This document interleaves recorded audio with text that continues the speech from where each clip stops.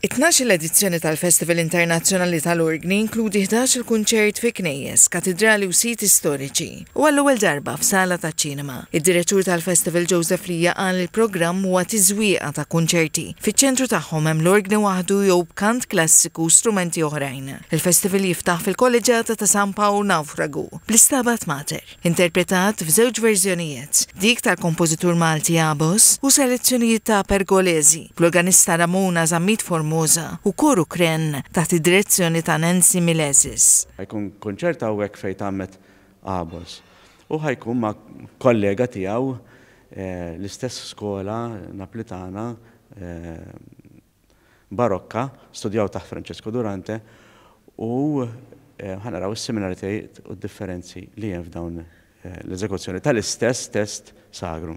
Il-festival jissoktab kunċerti fawdex fil-knejjes tas Sannatu fil-Fontana. Novità din is-sena kunċert fis-Sala taċ-Ċinema fejn jintwera l-film Secret tal-1925, il-Battleship Potemkin, akkumpanjat mill-organista Chris Jarrett u l-perkussjonist Joseph Camilleri. Jinkludu wkoll serata dedikata lil Sostakovich, waqt li diversi knejjes f'Malta u f'Għawdex ser jilqgħu organisti internazzjonali. Fit-30 ta' Novembru l-Bażilika tal-Mosta tospita kunċerta tal-Enza Żugħ akkumpanjati mill-Kor Marja Assunta taħt id-direzzjoni ta' Bernard Bezzina. F'Diċembru jsegwu kunċerti f'Marsa Xlok, ir-Rabat u fil-Knisja tal-Ġiżwiti. Il-festival jagħlaq fis-7 ta' Diċembru bil-Grand Final fil-Bażilika ta' San Domingku l-Belz.